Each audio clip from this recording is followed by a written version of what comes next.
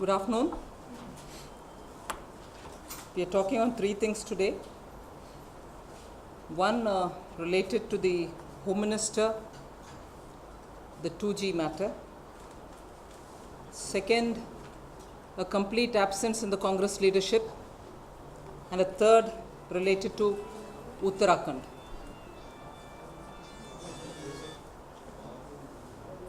By now, all of us have come to know that there are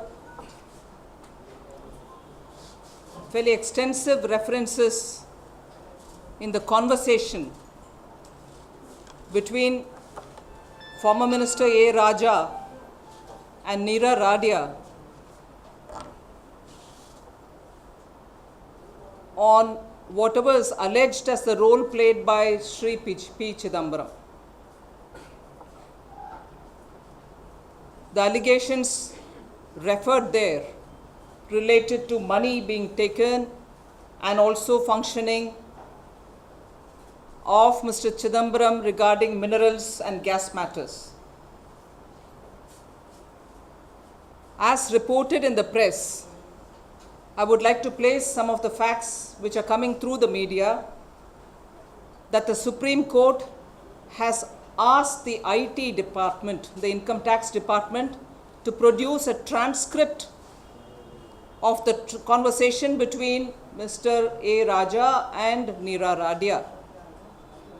And to that extent, the details of this conversations as regard Sri P. Chidambaram has not been provided in the Supreme Court is an inference we can make.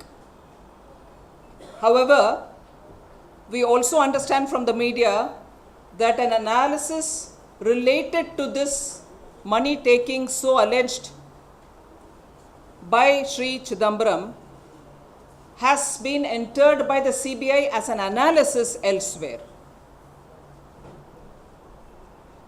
We are not able to understand how the CBI has not produced the details in the Supreme Court. And certainly the Supreme Court has asked for the IT department to provide the transcripts related to this matter. However, it is also very clear that as regards fixation of the prices for the 2G spectrum allocations,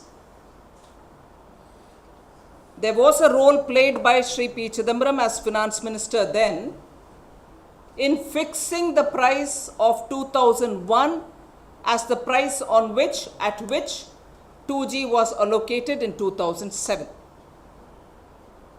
In the fixing of the price for allocation of 2G in 2007 at the price of 2001, clearly the Finance Minister then has had a role. And that has also been referred to in one of the cases which a citizen has gone to the court saying, wasn't Mr. Chidambaram advising Mr. Raja in fixing the price while giving away 2G in 2007? The allegation has gone as far as to say he was jointly responsible in fixing the price in 2007 at 2001 rates. It raises a question in our minds. Why can't we infer, why can't we make an inference that probably Mr. Chidambaram is culpable? It raises a very serious concern in all our minds, I'm sure, which certainly needs a lot of explanation. The matter, to an extent, is sub judice, but till now, references related to Mr. Chidambaram has not really gone into the court, but certainly this is a very serious issue on which the government needs to explain the role of the then Finance Minister.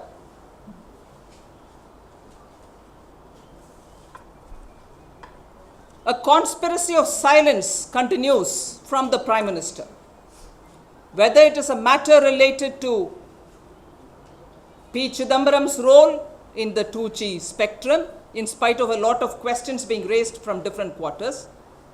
The Prime Minister again is silent on what the Congress Party's leadership is advising him, or what are the kind of issues on which the Congress Party leadership is asking the government to take any line. So that leads me to the second issue, that there's a complete absence of leadership in the Congress Party. There are very clear signs of division being seen between the government and the Congress Party. The Congress Party's ministers, not one, not two, several of them get involved in sorting out matters of severe national concern. But suddenly they disappear. One methodology is adopted in the morning. For instance, when we talk of Ramdev Baba's agitation, they go to the airport. Another method is adopted by the evening, where another set of Congress leaders probably guide the government to say, go clap down on them. Sooner there is a write-up in Sandesh which says, we are very unhappy with the way in which the government went to the airport. What is the Congress Party's leadership's position on these matters? Where are they? In fact, I'm tempted to ask, where are the leaders? And whose line is being taken by the Congress Party? And as always, the question is, why is the Congress President silent on these matters? We've not had Sonia Gandhiji's comments on Ramdev's issue. We've not had the President Congress telling us whether the party is in support. Sandesh write-up seems to be from a private individual who has been told his or her personal view need not be given out. What is the Congress Party's stand? Where is the Congress Party's position on it? When the party, through its ministers and through its general secretaries, are speaking in different lines. Which line is the Congress Party's line? Are you with the clamping down?